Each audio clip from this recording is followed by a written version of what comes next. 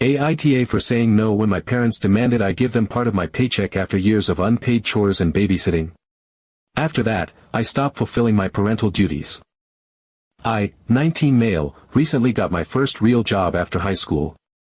It is nothing fancy, a retail position at a local store, but it pays decently, has steady hours, and honestly, it feels really good to finally have some financial independence. For the first time in my life, I can buy things without feeling guilty or needing to explain why I want them. I thought this would be the start of something new, a way for me to finally carve out my own life. But instead, it turned into yet another battleground with my parents. Ever since I can remember, I have been the free babysitter, housekeeper, personal assistant, basically whatever unpaid role my parents needed at the time. They have 4 younger kids, all under the age of 12, with the youngest just turning 3 last month. Both of my parents work full-time, long hours too, and somehow the responsibility of raising my siblings seemed to naturally fall onto me. It was not even a slow transition, it just became my life. I was the one picking them up from daycare when I was barely old enough to drive, the one making dinner when I still needed a stool to reach the stove, the one helping with homework, breaking up fights, changing diapers, cleaning up messes that never seemed to end. And it was never framed like I was doing something exceptional. It was always just, this is what family does. No allowance. No thank yous. Not even a, hey, we appreciate you. It was simply expected, and the rare few times I did ask about some kind of reward or even just a little recognition, I was met with lectures about how grateful I should be to have a family at all, how important it is to contribute, how selfish it would be to expect payment for what is my duty. Meanwhile, most of my friends got to be normal teenagers. They had part-time jobs, they went to football games, they went out on weekends, they hung out at the mall, they had sleepovers. I was always the one who had to text last minute, sorry, I cannot come. Parents need me to babysit. I missed out on so many things that I still think about sometimes when I am lying in bed, wondering what it would have been like to just live. Fast forward to a few weeks ago, when I got my first paycheck. It was not a huge amount, but to me, it felt like a trophy, a symbol that I was stepping into adulthood on my own terms. I deposited it into my bank account, feeling proud and excited. That night, my parents sat me down at the kitchen table. At first, I thought maybe they were going to congratulate me. Maybe they wanted to take a picture or something cheesy like that. But no. They told me, very seriously, that they expected me to hand over half of my paycheck to help the family. Not asked. Not suggested. Expected. I remember sitting there stunned for a second, wondering if I had heard them wrong. I asked why, trying to keep my voice calm, and they said that now that I was earning money, it was time for me to contribute financially, just like they had done for their parents when they were my age.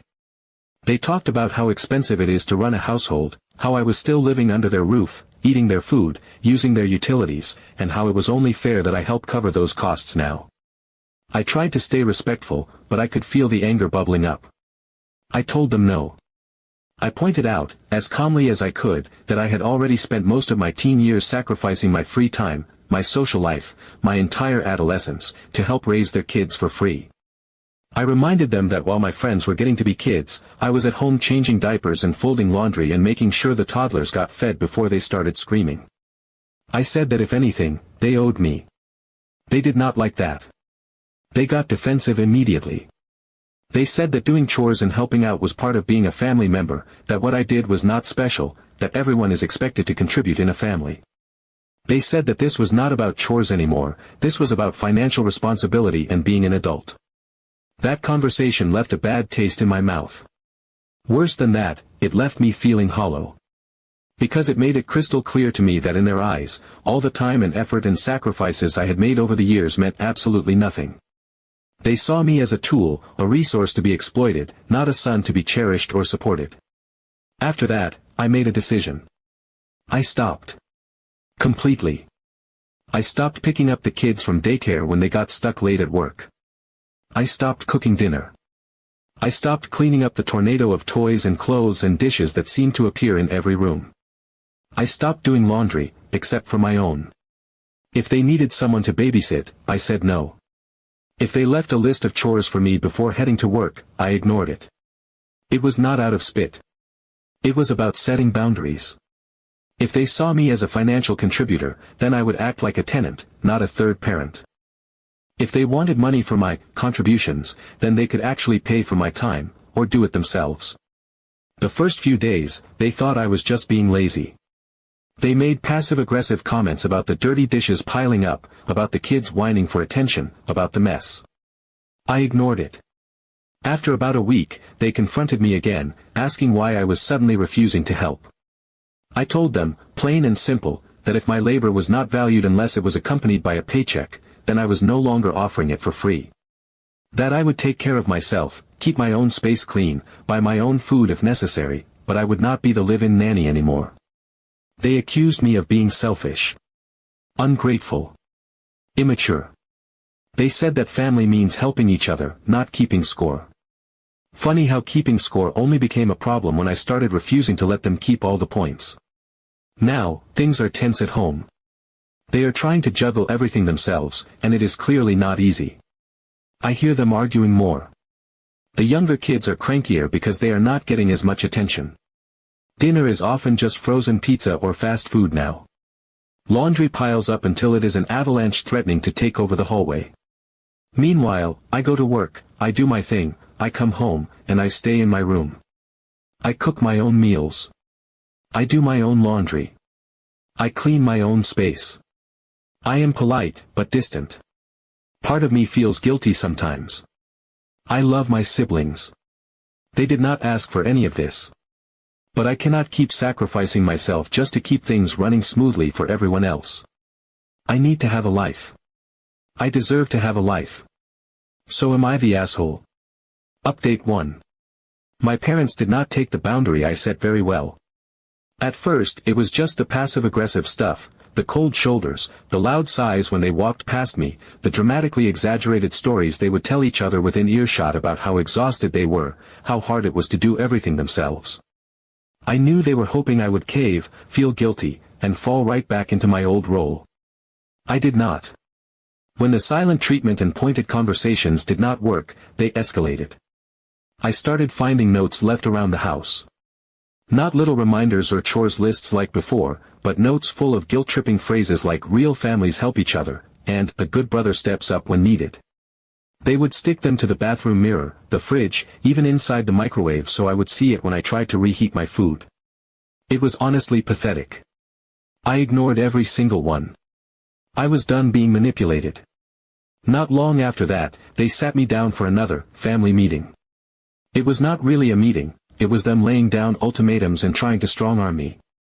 They said that if I was not going to help out with the kids, the house, or anything else, then I would have to start paying them my entire paycheck to compensate them for my share of rent, utilities, and food.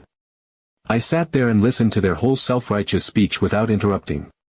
When they finally finished, I reminded them calmly that legally, they are obligated to take care of their minor children, that raising their own kids is not my responsibility, and that me being the oldest sibling does not make me a third parent or an unpaid employee.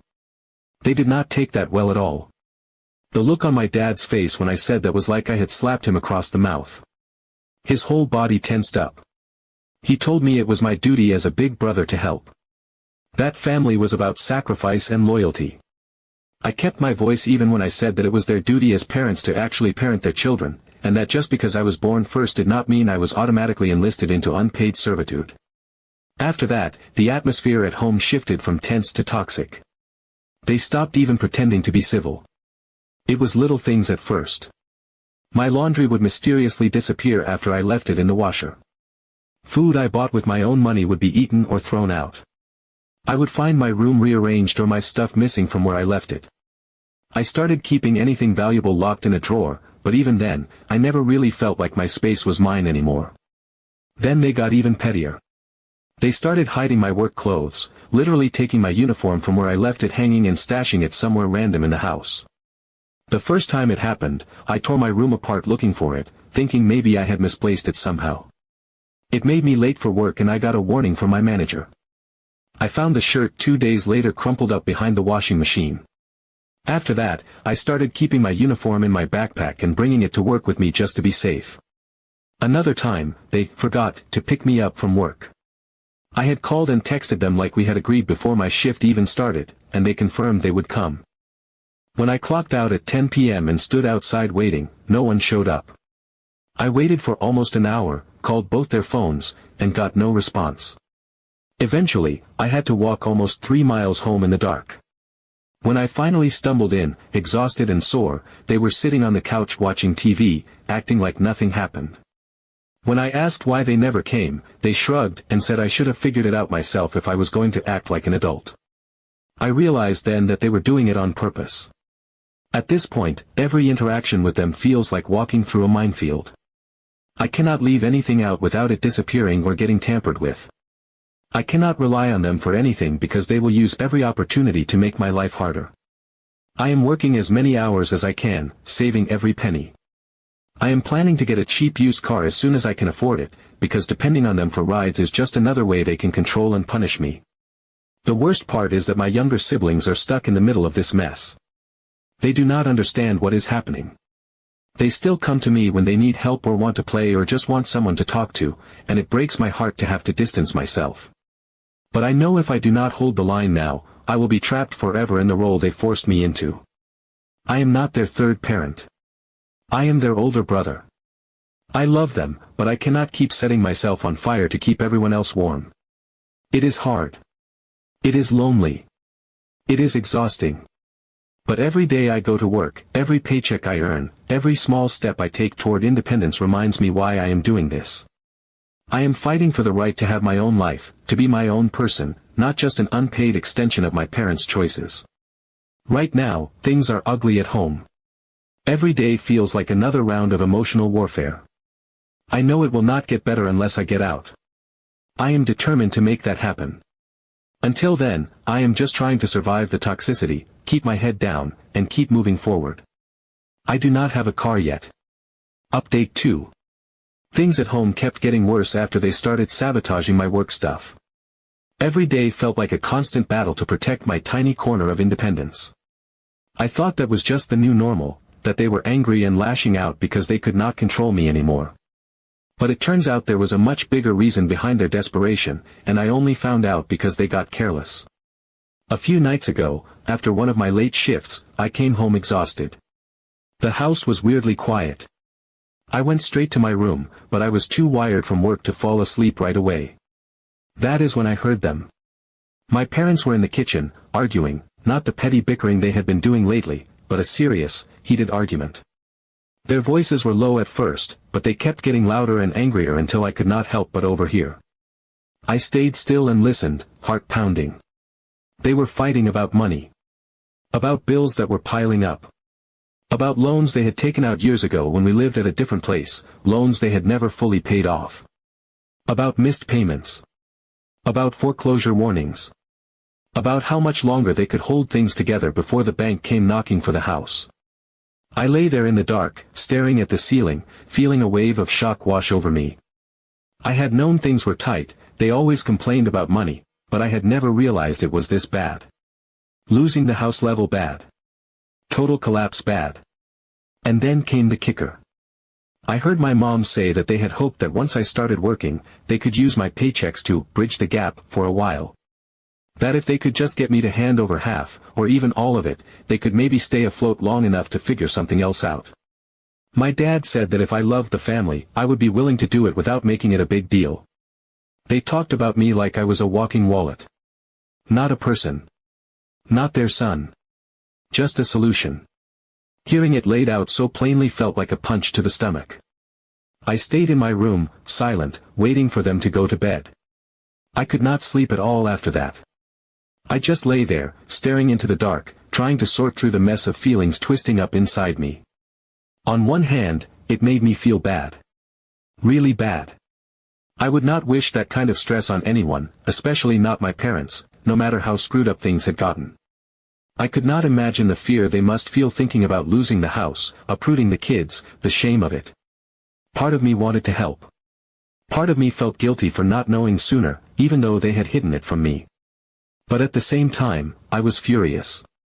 Furious that instead of coming to me honestly, sitting me down like an adult, and explaining the situation, they chose manipulation. Guilt-tripping. Sabotage. They had tried to weaponize my love for my family instead of trusting me enough to have a real conversation. They had treated me like a resource to be exploited, not like a person whose own future was on the line too. All those guilt trip notes.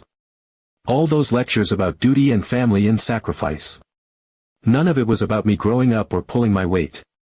It was about them drowning and wanting to use me as a lifeboat, without ever asking if I was willing or able. The next morning, I went to work like normal, but the whole day my mind was spinning. I knew that just pretending everything was fine was not going to cut it anymore. I had to address it.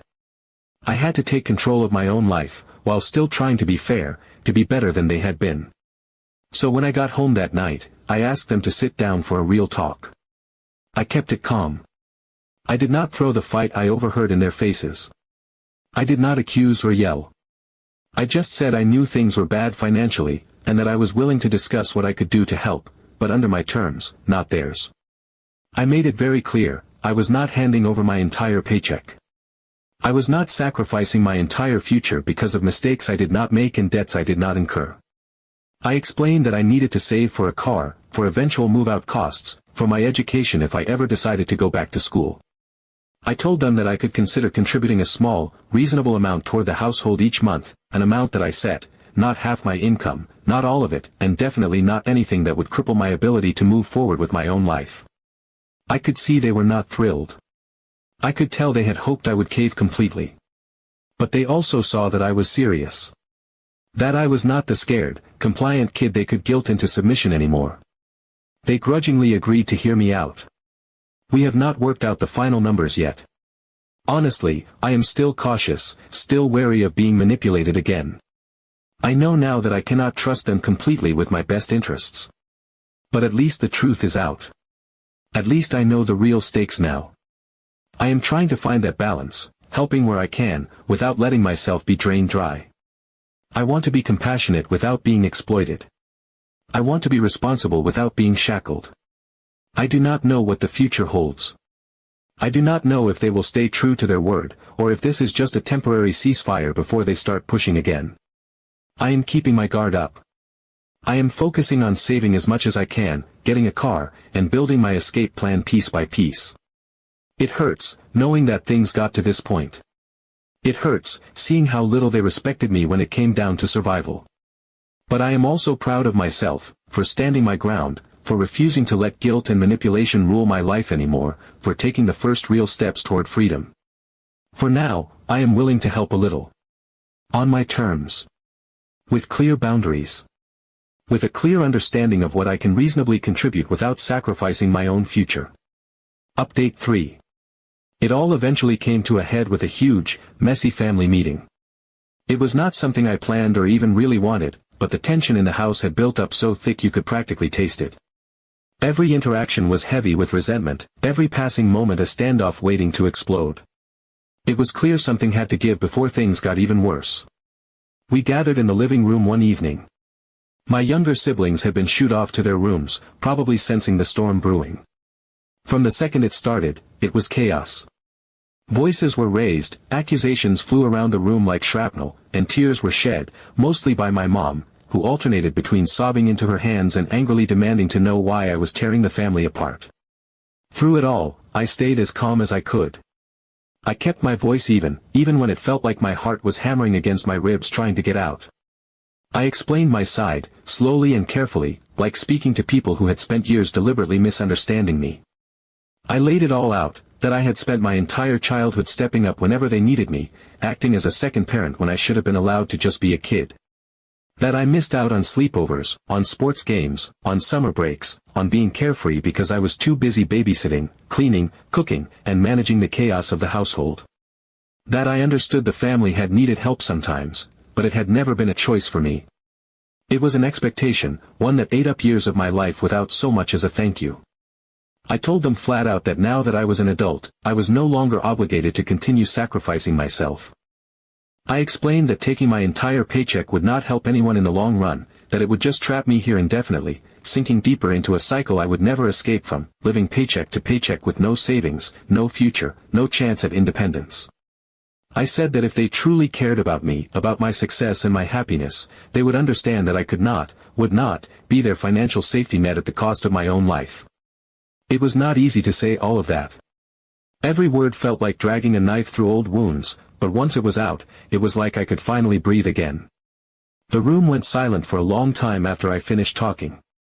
The air was thick, like a storm about to break. Then came the rebuttals, defensive, emotional, messy. My parents tried to make it about loyalty, about tradition, about duty. They accused me of being selfish, cold, abandoning the family when they needed me most. I listened to every accusation, not reacting, letting them spill their feelings like poison needing to be drained. Because under all their anger, all their accusations, I could finally see the fear. They were scared. Of losing the house, of losing control, of losing the system they had built that relied so heavily on me holding everything together without complaint. After a lot of shouting, crying, and going around in endless circles, we finally landed on a compromise. I agreed to contribute a small fixed amount monthly to help with groceries and utilities, an amount I decided, based on what I could comfortably afford without crippling my savings goals. It was not a lot, but it was something. Enough to show that I was willing to be fair, that I did not hate them, that I was not turning my back completely. However, I made it crystal clear that this payment came with conditions. I was not the third parent anymore. I was not the backup babysitter, the emergency chauffeur, the substitute chef, or the overnight nanny. I would help if I wanted to, if it fit into my schedule and my life, but not because I was guilt-tripped or bullied into it. If they needed consistent childcare, they would have to figure out real solutions, paid daycare, a nanny, something sustainable. I told them straight that I was saving to move out, that this arrangement was temporary, and once I was gone, they would have to adjust without me. No more leaning on me like a crutch. They were not thrilled. In fact, you could see it written all over their faces how much they hated it. But they accepted it, because they honestly had no other choice. They had pushed me too far, lost too much of my trust, and deep down, they knew they could not force me anymore.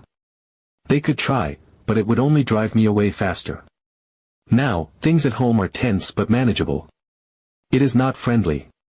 It is not warm. It feels like we are all walking carefully around invisible landmines, trying not to set each other off. But at least the rules are clear now. At least there is a line they know not to cross. I stick to my boundaries. I help when I want to, when I have the time and the energy, not because I am guilt into it or made to feel like a bad person if I do not. I pay my agreed amount toward the household costs, nothing more, and I keep saving aggressively. Every paycheck is a step closer to getting out, to having my own place, to finally breathing freely without the constant weight of other people's expectations on my shoulders. It is not perfect. It still hurts sometimes, realizing how conditional their treatment of me turned out to be. It stings knowing that love in this house often feels tied to what I can provide, not who I am. But it is better than it was. I am no longer being dragged under by their desperation. I am no longer sacrificing my future just to keep their broken system propped up. For the first time in my life, I am living by my own choices. And I am not going back. I help when I want to, not when I am guilt-tripped.